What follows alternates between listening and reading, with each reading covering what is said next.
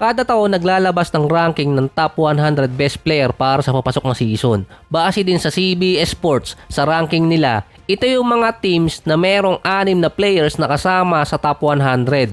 Ang Knicks, Pelicans, OKC at Minnesota. Ang Boston Celtics ang nag-iisang team na merong 5 players na kasama sa top 100. Ang mga teams naman na mga contender sa playoffs na merong 4 na player na pasok din sa top 100 ay Bucks, Cavaliers, Grizzlies, Kings, Magic, Mavericks, Nuggets, Pacers at Houston. Ang tanging playoff team na meron 2 players na kasama sa top 100 ay Clippers. So ito naman yung top 10 best player para sa 2025 season. Sa number 10 si Anthony Edwards. Noong nakaraang taon nasa number 22 si Edwards. Technically si Ant-Man din ang number 2 shooting guard ng NBA. So mamaya yung number 1 shooting guard. Siya ang number 12 sa scoring last season at naging All-NBA second team. Ito yung unang beses na napasama siya sa ranking. Nanalo din siya ng gold medal, pangpataas ng ranking. Ang pinalitan niya kasi sa top 10 talaga sa listahan bilang best player ay si Damian Lillard na ngayon number 26 na. Sa number 9 naman si Kevin Durant. Siya yung number 5 leading scorer ng NBA last season. Bumaba siya ng ranking. 35 years old na si KD, nag-a-average pa rin siya ng 27 points per game, nakalaro ng 75 games, ang pinakamarami since 2019. So andun pa rin si Kevin Durant bilang isa sa mga best player sa NBA ngayon. Sa number 8 naman si LeBron, ang oldest player sa NBA pero nag-a-average pa rin ng 25.7 rebounds, 8 assists at last season ang unang beses ni LeBron na nag-average ng 54% sa field at 41% sa 3-point area. Ito yung sinabi ni LeBron na inimprove talaga niya last season habang nagpapagaling siya sa injury. Dahil hindi kasi pwedeng lagyan ng mas mataas na pressure yung mga paa niya habang nasa practice. Kaya yung shooting ang pinagtuunan niya. Sa number 7 si Jason Tatum, hindi na bago ang ranking niya kumpara noong nakaraang taon. Si Tatum din ang pang-6 na player na naging leader sa points, rebounds at assists sa playoffs at nanalo ng championship.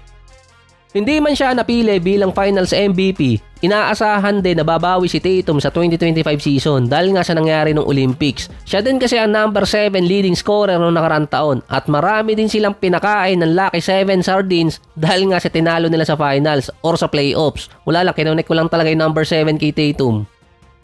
Sa number 6 si Steph, siya pa rin ang best 3-point shooter last year at expected siya pa rin na maghahari sa 3-point area next season. Meron siyang 357 3-point shot noong nakaraang taon sa loob ng 74 games.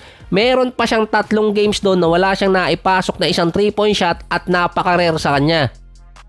Kailangan na lang din ni Steph ng 253 3-point shot para abutin ang nasa 4,000 mark. Base din kasi sa average, nasa 63 games ang kailangan niyang malaro para maabot yun. Pero noong 2023, meron lamang siyang 56 games at nakapagpasok ng 273 3-point shot.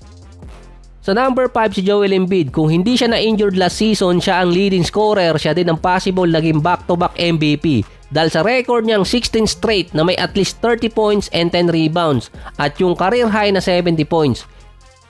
Kung nalaro man lang ni Embiid yung 65 minimum para makakuha ng award at yung hindi nga siya na-injured, siya yung magiging pang-4 na set na back-to-back MVP since 2014.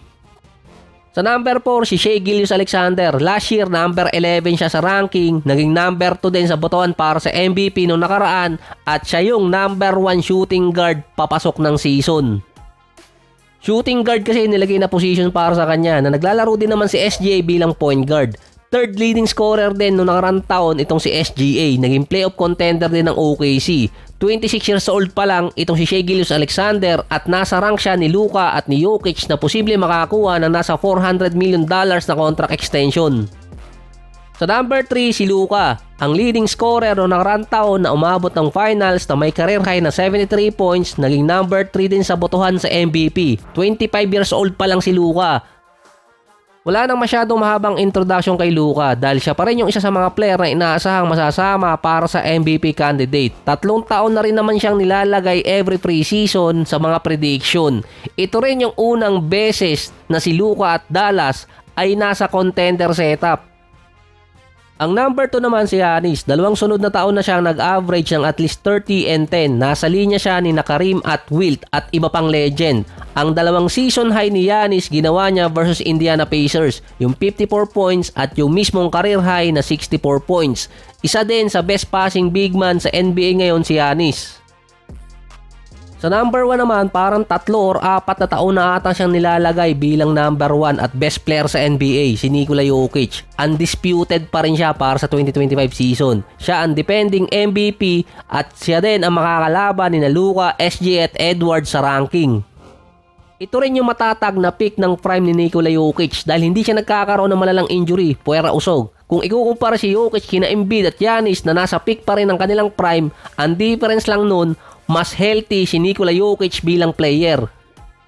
Ang top 5 best player sa NBA ay international player pa rin. Si Victor Wembanyama naman nung nakaraang taon pang number 58 bilang rookie. Ngayon namang sophomore year, pumatak siya bilang pang number 12 behind dito kay Anthony Davis. Siya din ang youngest player at unang nanalo ng Rookie of the Year na kasama sa All-Defensive First Team. Siya din ang leader sa blocks last season, 3.6 per game na meron pang 21 points at 10 rebounds.